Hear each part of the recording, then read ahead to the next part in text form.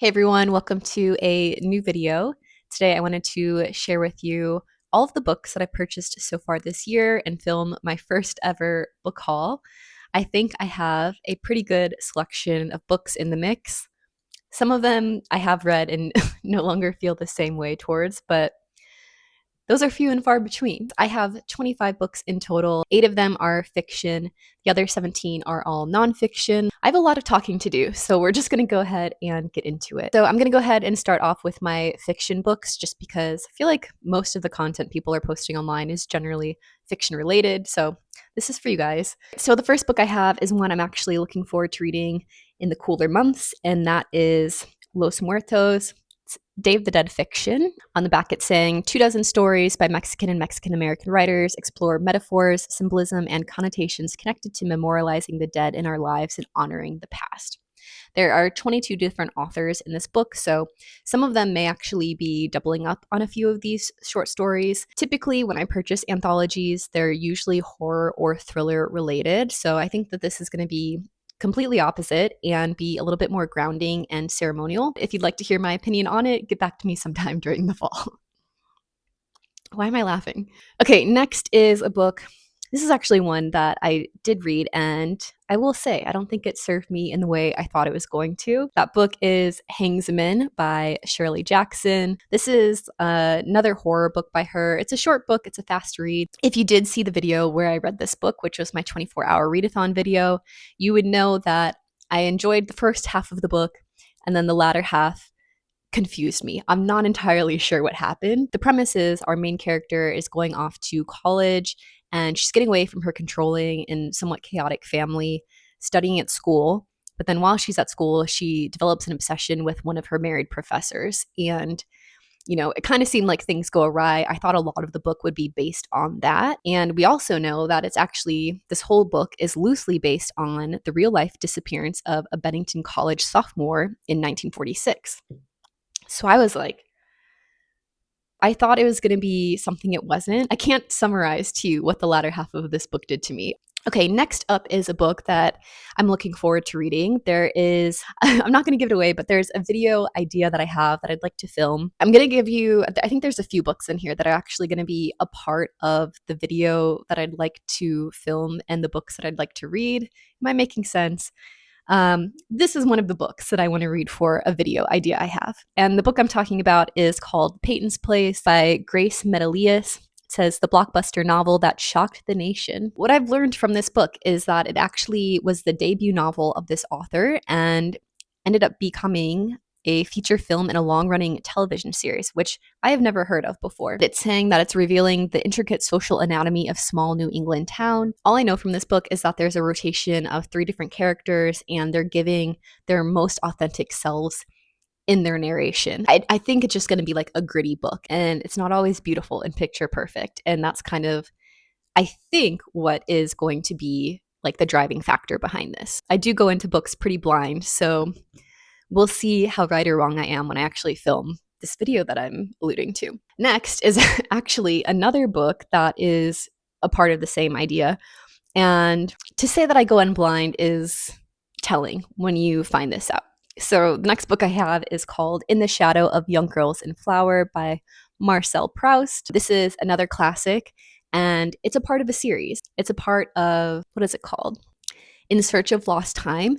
This is the second book of 7. So I need the first book, which is Swan's Way, and I got to read that prior to me reading In the Shadow of the Young Girls in Flower. At the heart of the story lie his relationships with his grandmother and the Swan family. As a meditation on different forms of love, In the Shadow of Young Girls in Flower has no equal. Next is a book I actually wanted to read for Summerween. I was anticipating participating in Summerween fully and daily vlogging, and I filmed for 2 days, but I was not liking, I didn't feel good, and then I also just wasn't liking the books that I was reading.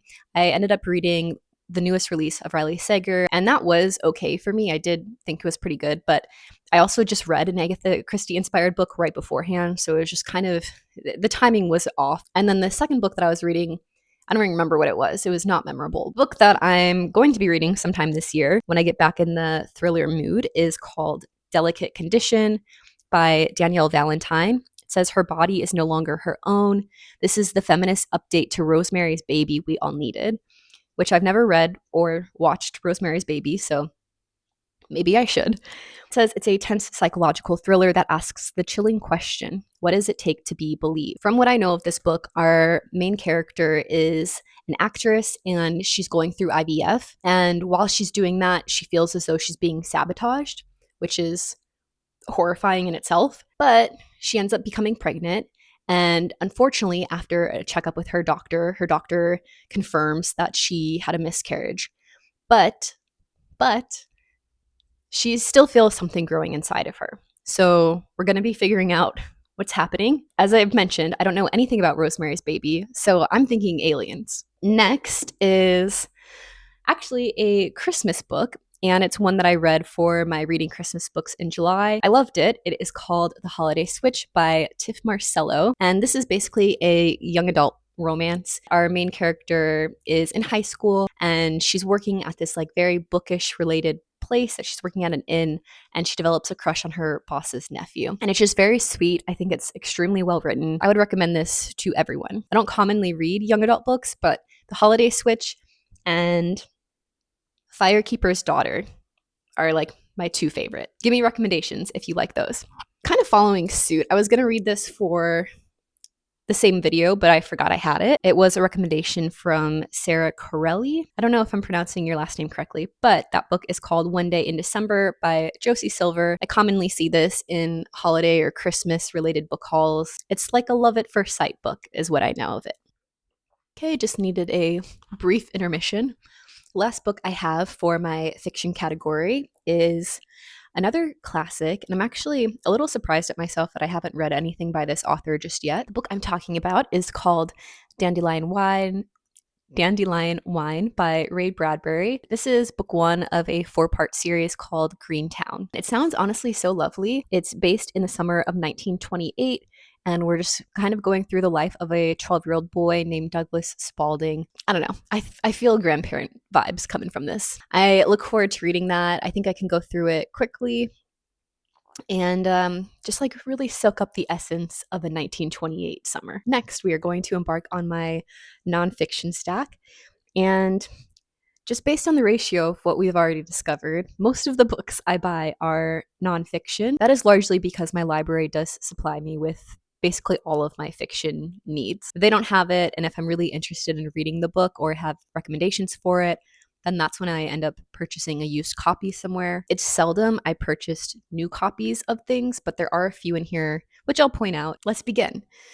First book for my nonfiction section is one I'm actually reading right now. I just started it a few days ago. I'm challenging myself to the 75 Hard Challenge. One of the requirements is to read 10 pages of nonfiction every day. Think Again by Adam Grant. This is actually a book that my sister and we were going to have our own book club, her and I.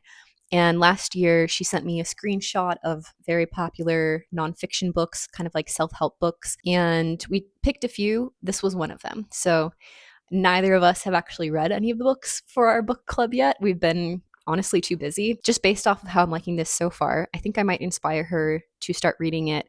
And possibly we will continue on our pursuits of our book club. Think Again is the notion of looking outside of the box and don't just settle for what you know, and don't just believe it because other people believe it, because you could be saving your life or you could be advancing your business and making billions of dollars. It's based in business, economics, self-help.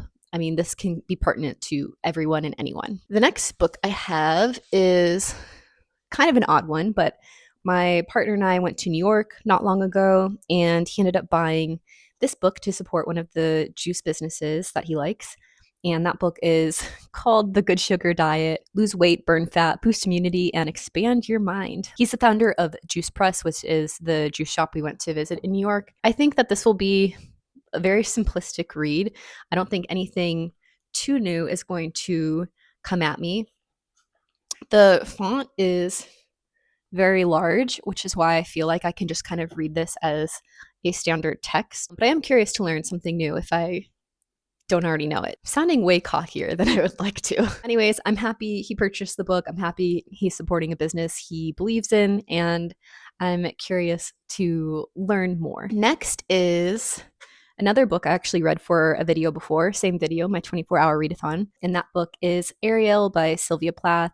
This is the restored edition. This is her last book of poetry, for anyone who may not know. The first release of this book was through her ex-husband's editing, so he was very biased in his selection of poems that the public could see in protection of himself because he's a serial cheater, and then also in protection, I think, of other family members. I also heard, I don't know, I haven't fact-checked this, but I have heard that how he rearranged it as well just kind of ended on a sour note, whereas Plath's original intention of order ended on a lighter note. So kind of like had this uplift at the end of her book. So I did read this in my 24-hour readathon video, and one poem in particular stood out to me, but I didn't connect to many of it because I just read it too fast. Like, you're not supposed to read poetry in that manner. I do love Sylvia Plath, so I just wanted to be all consuming. Next is actually the third and final book for this video idea I keep talking about very poorly. But that book is History of the Polynesian War by Thucydides. Cool, nice cover here. It's a classic. I can't tell you anything other than that. I do not commonly read history or historical books, although I definitely should. I'm hoping that this will be the book that kind of opens that path for me. Next is one of the books I'm probably most excited to read, and it's one of the newest books that I purchased. I actually got this from Barnes & Noble. That is The Man Who Organized Nature. It's the life of Carl Linnaeus. Carl Linnaeus is like a naturalist who discovered all of these different types of plants and possibly animals. I know he's had an aversion to amphibians and reptiles, which seems counteractive towards other beliefs, but I'm curious to learn more of him. Next is The Quickening by Elizabeth Rush. I bought this at the same time as my last book. It is a finalist for the Pulitzer Prize. It's talking about Antarctica, motherhood, and cultivating hope in a warming world, which I think is relevant to my life because I do commonly go back and forth on, do I want to have kids? Do I not want to have kids? This might give me some perspective. Ooh. This is probably my other book I'm most anticipating, Kitchen Confidential by Anthony Bourdain. This is the annotated edition, and I did not know this about him. I was reading on the inside flap. It says, almost 2 decades ago, The New Yorker published a now infamous article, Don't Eat Before You Read This, by little-known chef Anthony Bourdain.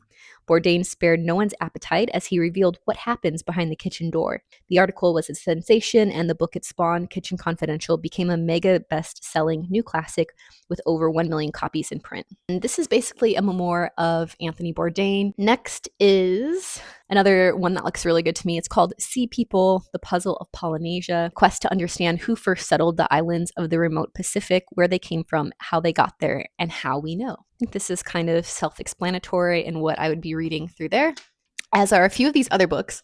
These 3 books that I'm talking about right now are books I actually purchased for another nonfiction book club, but I haven't read them. I have not kept up to date with any book club this year. The next book I have is called Fathoms, and it says The World in the Whale by Rebecca Giggs, a delving, haunted, and poetic debut. We love a nice debut novel. It looks so pixelated, but other than that, it looks great. Next is called Spillover by David Quammen. It says animal infections in the next human pandemic. Timely and terrifying. Yep. Ooh, this is a book I have read. It's actually a book I purchased. This was the first book. I'm very excited. This is the first book that I actually purchased this year, and I purchased it as like a late Christmas gift to myself because it just is so beautiful. I got this from Barnes & Noble as well. It's called Cloud Spotting for Beginners. Basically, it's identifying different clouds and the species of clouds. I don't know how well you're going to be able to pick this up from my phone, but they are so beautifully drawn. It looks like colored pencil. It's like one of the most calming books I've ever laid eyes on. Gorgeous. Simple, educational. Okay, we're nearing the end. We have 1, 2, 3, 4, 5, 6 books left. Okay. Next is a book Amazon actually recommended to me because some of the used copies I do purchase from Amazon. What kind of ancestor do you want to be? And we have this nice cosmic looking cover here, some nice graphics. It says, spanning cultures, generations, and written forms, this collection is a source of wisdom for shaping a resilient world in which our human descendants and other future inhabitants of the earth can thrive. The title itself really, I think, offers a good question for everyone to consider about themselves and their lives. What do they want to continue the cycle for generationally, and what they would like to end? So, what are you doing that's good? What are you doing that's bad? How are you living? How are you living? Next is a book one of my coworkers recommended to me, and that is Lab Girl by Hope Joffrin. This is like a memoir of a woman who works in a lab. I think it'll be very good and inspiring. Same with this book, and this one's a really popular book. It's called Wild by Cheryl Strayed. I thought that this was actually going to be a fiction book. I didn't realize it was nonfiction, but it says From Lost to Found on the Pacific Crest Trail. This also has the movie with our good friend. Oh God, what's her name? Can you tell my energy is fading? I don't know. I'll put her name here. Moving on. Next is a book I actually purchased from a local independent bookstore because I wanted to support them. And it's a Mary Oliver collection, American Primitive. I've not read poems from this particular collection so far, and I'm sure I will love them as I have her other books. Okay, 2 books left. This is one I also purchased at the same bookstore, and it is Didion and Babbitts by Lily and Noel. Kind of seems like they're writing in conflict of one another. The back of this says, could you write what you write if you weren't so tiny, Joan? Would you be allowed to if you weren't physically so unthreatening? Would the balance of power between you and John have collapsed long ago if it weren't that he regards you a lot of the time as a child, so it's all right that you are famous? And you yourself keep making it more all right because you are always referring to your size. After Eve and I began dating, I called up Joan and John. I said to them, I've met this terrific girl. I told them her name, and there was laughter. And then John said, ah, yes, Eve Babbitts, the Dowager groupie. It sounds like there's some drama in this book, which I am more than ready to read about. The last book I have is another fun one, and it's a graphic adaptation. It is The Hidden Life of Trees by Peter Wohlleben. We got some nice warm fall colors in here. It's very autumnal. It's exactly what it says it is. It's the graphic adaptation of the ever popular book, The Hidden Life of Trees. Yeah, it's just really beautiful. It's like great as a coffee book table. It's great if you love the outdoors. And it's just kind of fun to have around. So with that, we have talked about all 25 books I've purchased so far this year, excluding my Book of the Month subscription. If you've read these books, if you are interested in these books, anything about these books, please tell me in the comment section below. If you like this video, please like and subscribe, and more content will be coming to you shortly. Thanks so much, and I'll see you in the next video.